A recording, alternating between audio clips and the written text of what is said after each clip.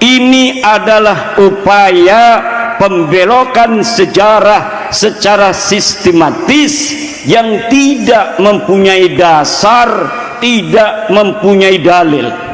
Untuk apa mereka kemudian membelokkan sejarah?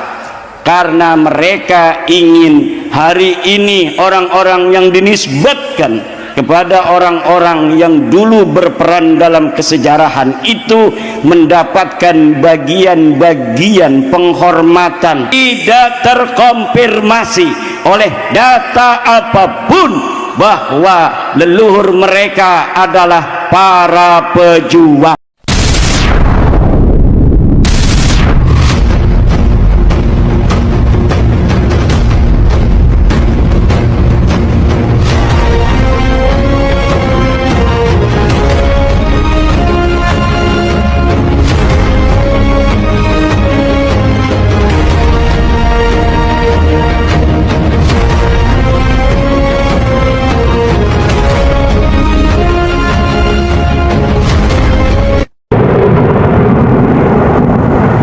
Assalamualaikum warahmatullahi wabarakatuh. Para pemirsa channel Laskar Mataram Raya yang kami sayangi, alhamdulillah wa bi ni'matillah wa la haula wa la quwwata illa billah Muhammad ibni Abdillah la nabiyya ba'dah. Semoga kita semua dipertemukan dalam keadaan yang penuh kebahagiaan, dan kami selalu berdoa untuk Anda semua, mudah-mudahan kita semua nanti digolongkan oleh Allah menjadi orang-orang yang selalu berjalan di atas manhaj kebenaran, dan kita digolongkan orang-orang yang punya sajaah, keberanian untuk menyampaikan kebenaran dan memperjuangkan kebenaran itu sampai titik darah penghabisan kita. Karena kebenaran yang kita yakini itu adalah jaminan atas diri kita bahwa kita adalah umatnya Nabiullah Muhammad SAW yang membenarkan terhadap apa-apa yang beliau bawa, yang diutarakan di dalam Al-Quran Al-Karim dan hadis-hadis yang diriwayatkan oleh perawi-perawi hadis yang sudah masyhur. Para jamaah rahimakumullah, pada suatu kesempatan Kiai Haji Imaduddin Usman Al-Bantani di daerah Banyumas. Memang di daerah Banyumas itu warga NU-nya sungguh sangat luar biasa, dan teman kami di sana yang juga YouTuber KBN Nusantara Gusmar yang mandigani sebagai ketua PWILS, sangat salut saya, salam hormat saya dari Laskar Mataram Raya untuk panjenengan. Mudah-mudahan perjuangan panjenengan dicatat oleh Allah sebagaimana orang-orang yang memperjuangkan kebenaran dan berani berjalan di atas kebenaran dan memperjuangkan kebenaran sampai titik darah penghabisan. Para pemirsa semua, pada kesempatan pengajian di Banyumas, kalau nggak salah di Majalengka, Kiai Imaduddin Usman Al-Bantani mengingatkan pada kita semua, atau boleh dikatakan Kiai Haji Imaduddin Usman Al-Bantani menggugah rasa kita, menggugah kesadaran kita warga bangsa Nusantara. Sadarlah, meski saat ini secara de facto kita sudah merdeka, tapi faktanya kita masih berada dalam penjajahan. Kesadaran ini perlu menurut Kiai Haji Imaduddin Usman Al-Bantani, karena dari kesadaran diri kita bahwa faktanya kita ini masih dijajah, terutama dalam hal spiritual, keagamaan kita dikangkangi oleh oknum Pak Alwi. Mereka seolah-olah pemegang utama otoritas keagamaan yang menguasai terutama warga Nahdien yang berada di Nusantara ini. Dan warga Nahdien adalah warga terbesar Islam yang ada di Nusantara ini. Secara keagamaan mereka dikangkangi oleh klan Ba'alwi ini. Untuk itu Kiai Imaduddin Usman Al-Bantani mengingatkan, mari jangan lupakan sejarah, karena sejarah itu menjadi bukti nyata bagaimana keadaan leluhur kita yang mati-matian pada saat itu memperjuangkan Republik Indonesia ini dalam perang melawan penjajah. Tapi faktanya seenak sendiri klan Ba'alwi mengklaim tokoh-tokoh pahlawan perjuangan kita sebagai leluhur mereka.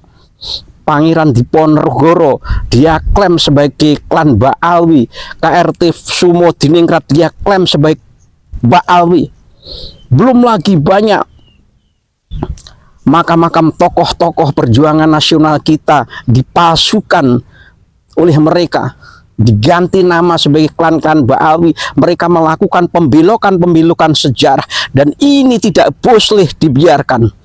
Dan kuncinya bagi kita semua warga anak bangsa, jangan melupakan sejarah kita. Kita pelajari sejarah kita agar kita tahu bagaimana leluhur kita sesungguhnya, sehingga pada saat ada orang-orang oknum-oknum yang mencoba untuk membelokkan sejarah, kita tahu sejarah yang sebenarnya, karena kita tahu meregam, menguasai daripada sejarah bangsa kita. Maka benar apa yang dikatakan Bung Karno, jas merah, jangan sekali-sekali melupakan sejarah, karena sejarah itu adalah pangkal peradaban Nusantara. Bagaimana leluhur kita bisa membangun Borobudur yang begitu hebat, bagaimana leluhur kita bisa membangun Prambanan yang begitu hebat, bagaimana leluhur kita bisa menaklukkan tentara barbar Mongol. Ini adalah kebanggaan bagi kita. Bagaimana Sriwijaya mengembangkan sayap kekuasaannya, bagaimana Mojopahit dengan gagahnya, dengan pasukannya mempersatukan Nusantara di bawah Patih Gajah Mada. Ini adalah fakta-fakta sejarah yang tidak boleh dilupakan oleh anak cucu kita. Maka anak-anak cucu kita bangkitkan semangat untuk mempelajari sejarah. Karena kalau sejarah sudah hilang, maka bersiap-siaplah, negara ini akan ditenggelamkan oleh mereka-mereka dan mengganti sejarah baru versi mereka. Dan ini adalah bukti nyata. Terjadi banyak pemakaman-pemakaman palsu, makam-makam palsu yang dibikin oleh klan Ba'alwi, seolah-olah mereka mau mengatakan di tanah inilah leluhur kami berjuang. Anda itu siapa? Karena di situ ada makam leluhur mereka, klan Ba'alwi. Maka daripada itu benar apa yang disampaikan Kiai Haji Imaduddin Usman Al-Bantani. Wahai anak muda, wahai warga Nusantara, jangan melupakan sejarah. Konsenlah dengan sejarah Anda, konsenlah dengan budaya nasional Anda, budaya Nusantara Anda. Jangan sampai budaya-budaya adiluhung yang ada di Nusantara ini dikuasai oleh mereka. Maka mari kita dengarkan bagaimana pesan-pesan yang disampaikan oleh beliau Kiai Haji Imaduddin Usman Al-Bantani sebagai guru kita bersama yang membangkitkan semangat kita, membuka cakrawala pemikiran kita, membuka cakrawala kesadaran kita atas kebangsaan, bahwa kita adalah ternyata bangsa yang besar, bangsa yang tidak bisa diremehkan oleh siapapun. Mari kita simak bersama dan ambil pelajaran daripadanya, dan jadikan giroh semangat untuk perjuangan kita berani berjalan di atas kebenaran, berani menegakkan kebenaran sekalipun pahit risikonya. Selamat menyaksikan. Assalamualaikum warahmatullahi wabarakatuh.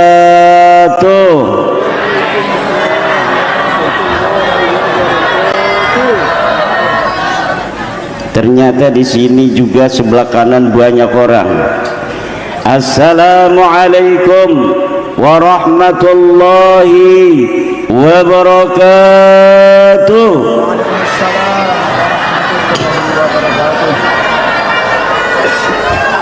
Di sini juga banyak orang, banyaknya sahabat Banser dengan sahabat PWI.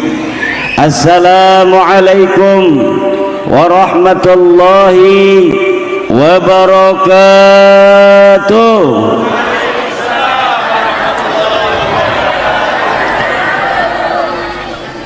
Alhamdulillah, alhamdulillahil malikil hakim, al-jawadil karimil azizir rahim, fattariqu ilaihi wadihul lil qasidin, والدليل عليه لائح للناذرين.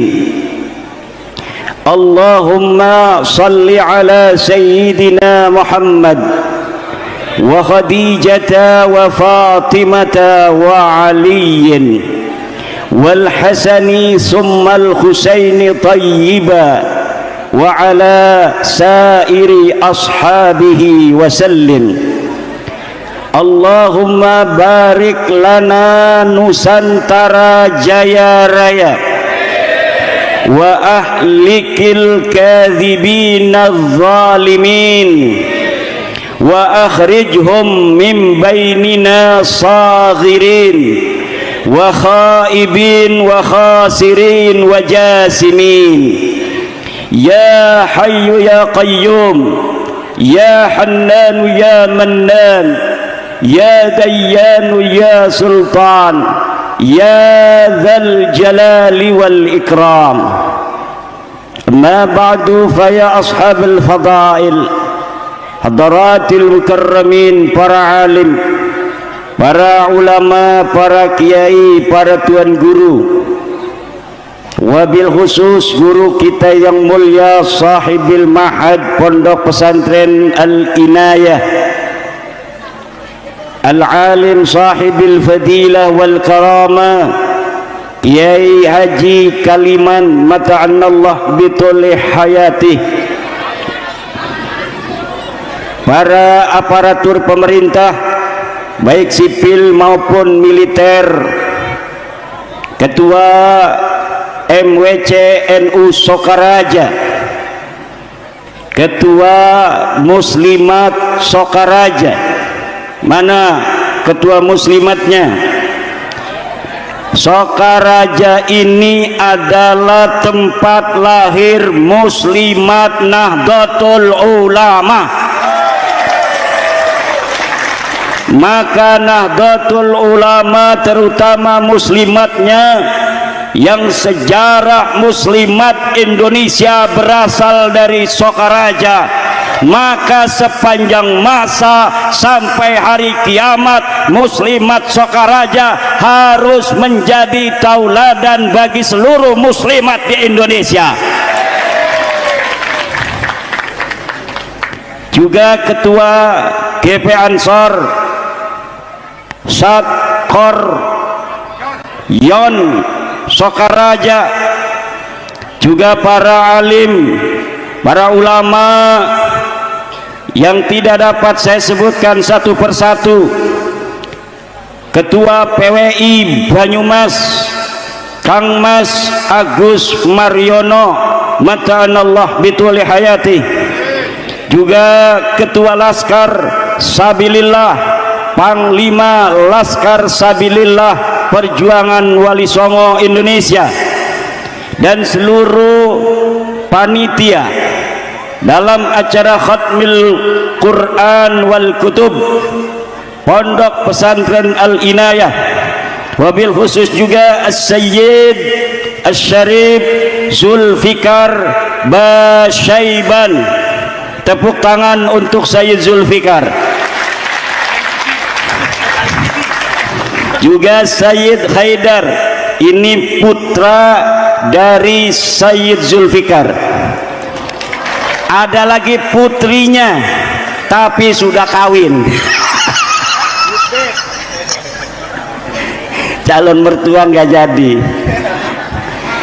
Itu bagus. Mogi Nur Fadil Satya Tirtayasa dan seluruh para hadirin hadirat, sahabat Banser, sahabat Laskar PWI, ibu bapak yang akan menjadi kaya raya setelah acara ini,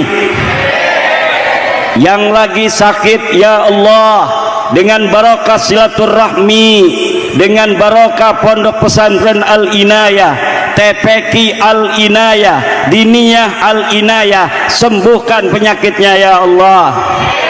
Yang ada masalah suami istri datang kemari tidak ngomong karena lagi ngambek istrinya, setelah pulang dari sini rapekkan ya Allah, tambahkan cinta kasih sayang di antara mereka berdua.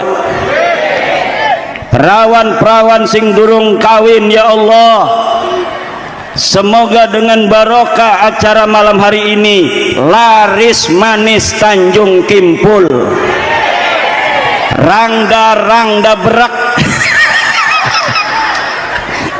rangda berak sing ora payu ya Allah, moga kelihatannya bagaikan bidadari yang cantik jelita, ulia laki sing saleh sing duwe alpat, amin. Bu gelati itu sing duwe alpat tapi orang bisa maca Fatihah atau mobil losbak tapi pinter ngaji, alpat baik goblok. Carilah menantu yang saleh, karena kalau sudah saleh nanti Allah akan mudahkan rizkinya, Allah akan beri jalan keluar untuk setiap masalahnya.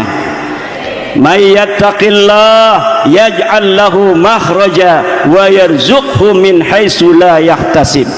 Siapa orang yang bertakwa kepada Allah, maka Allah akan berikan baginya jalan keluar atas seluruh masalahnya.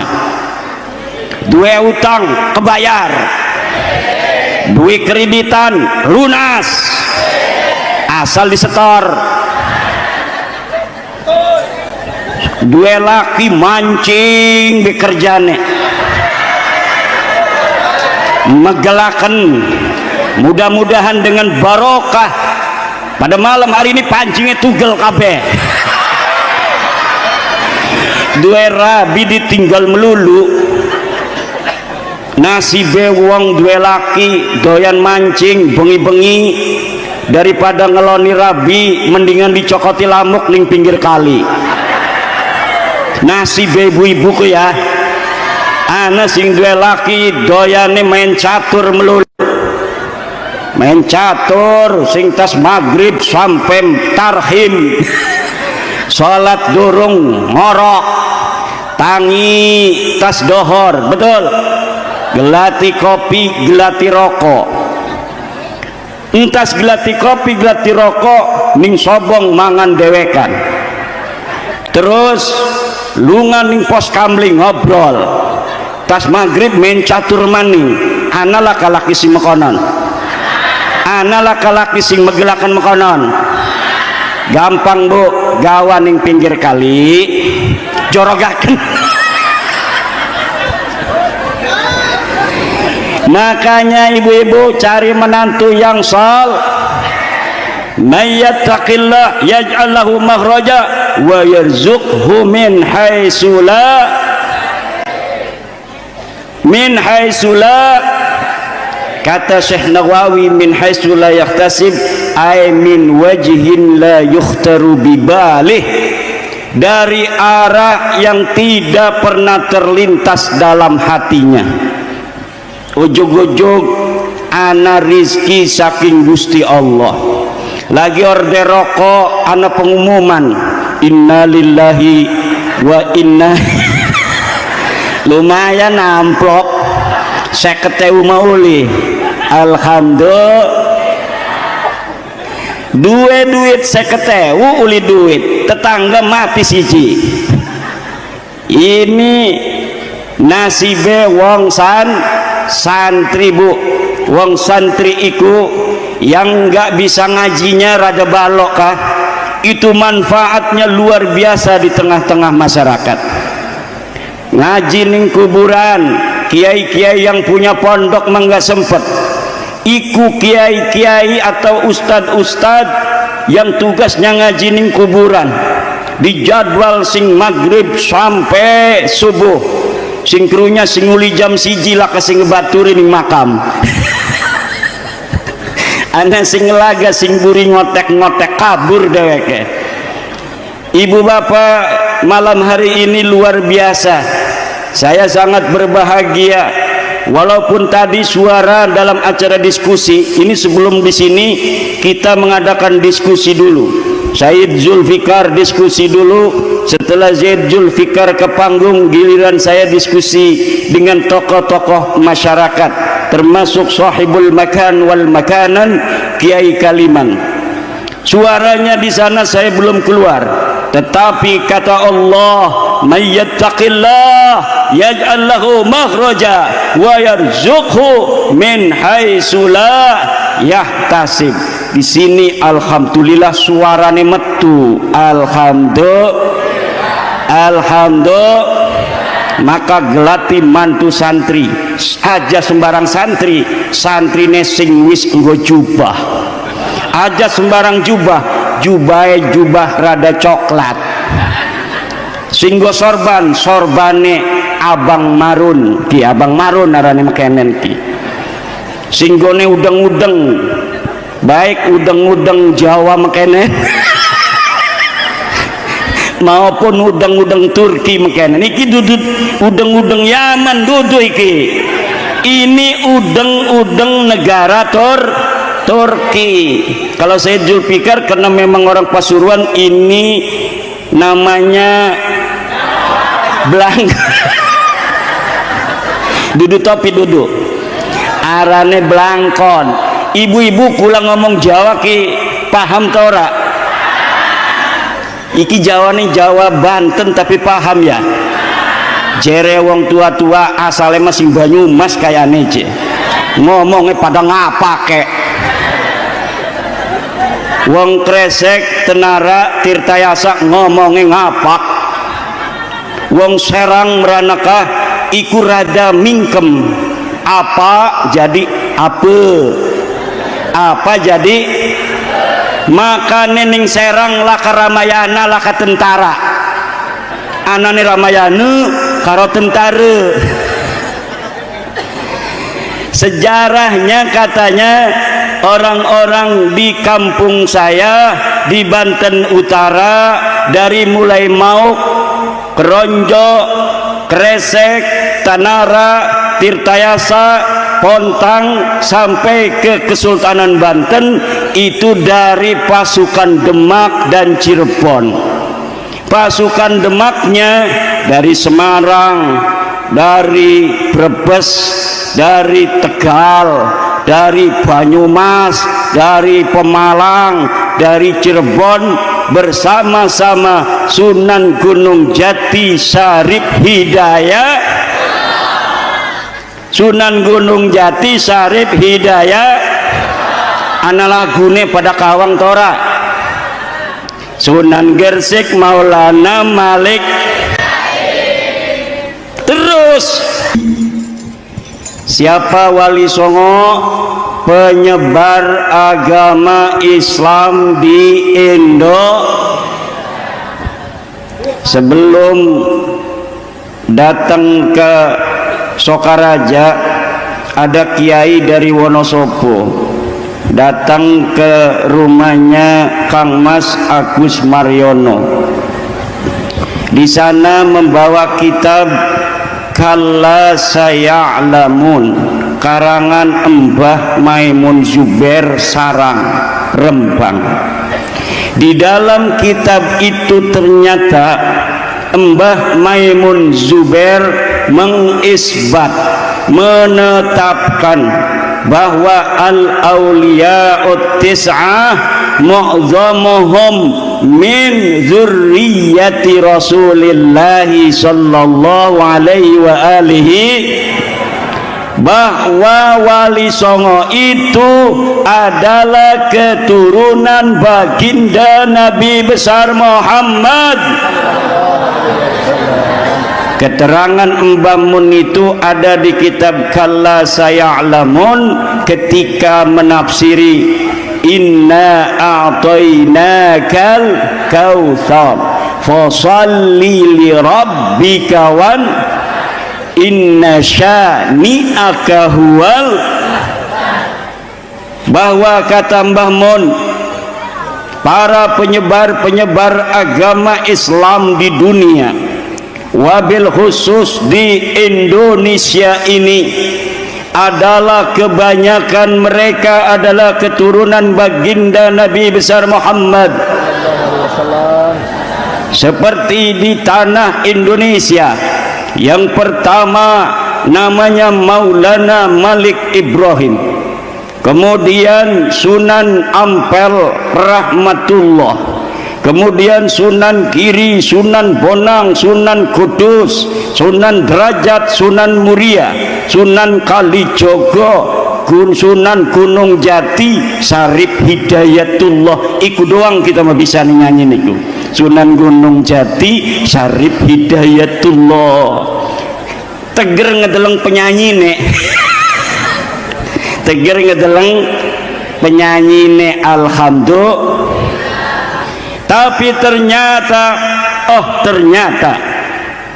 zaman sekarang ini ada upaya pembelokan dari para orang-orang yang tidak bertanggung jawab, bahwa yang menyebarkan agama Islam di Indonesia katanya bukan Wali Songo, tetapi adalah orang-orang klan Baklawi dari Yaman.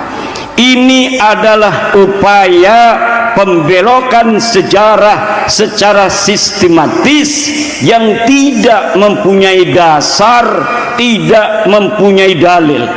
Untuk apa mereka kemudian membelokkan sejarah? Karena mereka ingin hari ini orang-orang yang dinisbatkan kepada orang-orang yang dulu berperan dalam kesejarahan itu mendapatkan bagian-bagian penghormatan dan privilege dari apa-apa yang mereka klaim sebagai pahlawan, yang mereka klaim sebagai bagian daripada leluhurnya, padahal tidak terkonfirmasi oleh data apapun bahwa leluhur mereka adalah para pejuang. Tidak ada, bahkan leluhur mereka ada data sejarahnya di Leiden. Saya pernah ke Leiden, Belanda, bahwa mereka adalah leluhurnya orang-orang yang bekerja sama dengan Belanda. Bahkan ketika Ratu Wilhelmina ulang tahun, mereka mengadakan selamatan, mereka mengadakan pesta, ulamanya membuat doa-doa suci untuk Ratu Belanda, mendoakan agar Ratu Belanda ini umurnya panjang, kerajaannya bisa terus langgeng, menjajah negara kitanya bisa terus dilanjutkan. Inilah yang terjadi. Leluhur-leluhur kita, orang-orang Banten, sudah mulai mengusir Cornelis de Houtman pada abad ke-16. 1500-an Belanda datang ke Banten, kemudian ngomongnya mau dagang, tetapi memonopoli. Orang-orang asli di Banten tidak diberikan akses untuk berdagang. Sultan Maulana Hasanuddin murka, kemudian diusir oleh Sultan Maulana Hasanuddin pedagang-pedagang dari Belanda.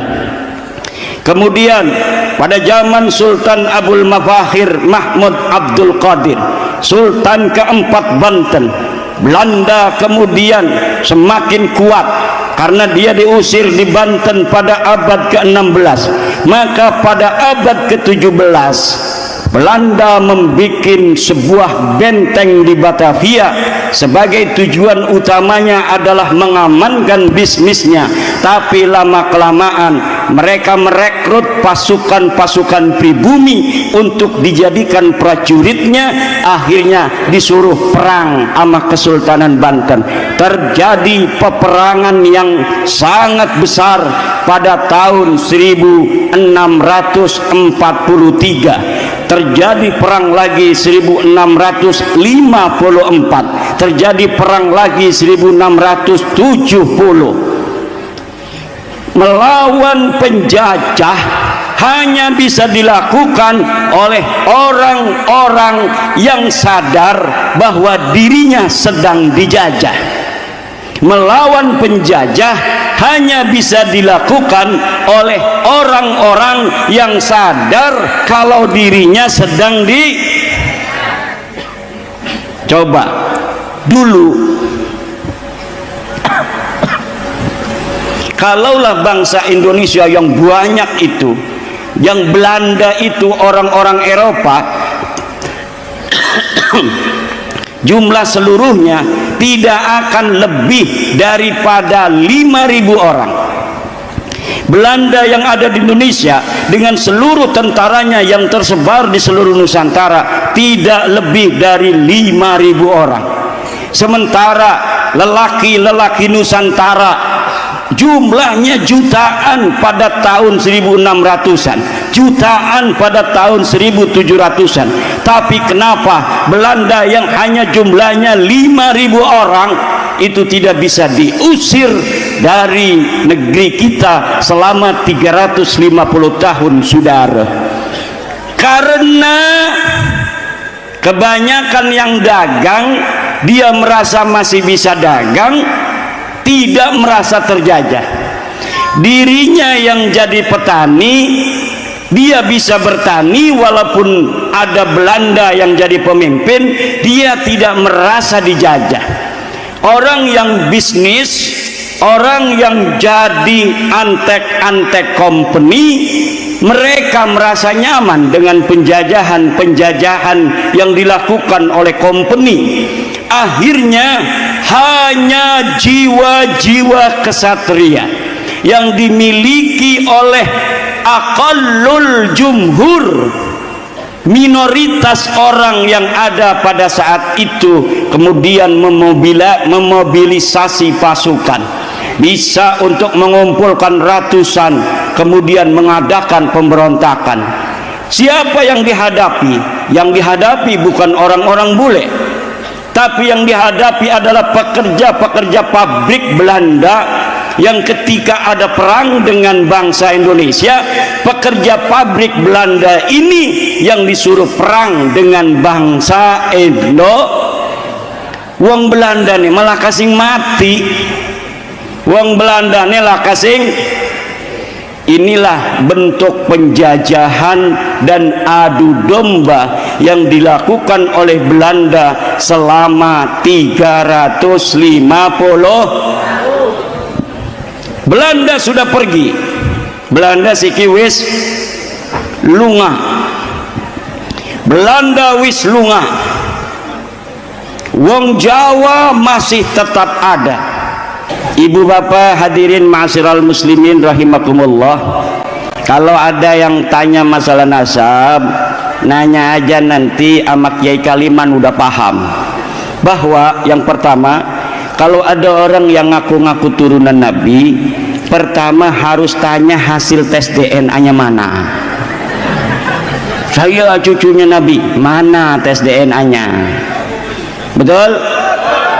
Kalau cucunya Nabi, tes DNA-nya hasilnya J1.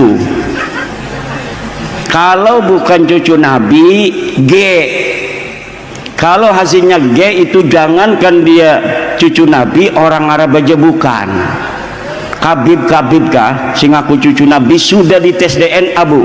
Saudara-saudaranya di Yaman 180 orang, ake-akeanane haplogrupe G gatel. Lamun putune Nabi haplogrupe J Joni Jaya. Yang kedua, tanyakan mana buktinya menurut ilmu nasab dan ilmu sejarah. Saya sudah meneliti, Bu, para kabib-kabib Baklawi yang ngaku putune Nabi, ikut saya teliti dalam kitab-kitab nasab mulai abad ke-4, 5, 6, 7, 8, 9, terbukti dengan pasti bahwa mereka bukanlah keturunan baginda Nabi besar Muhammad sallallahu alaihi wasallam.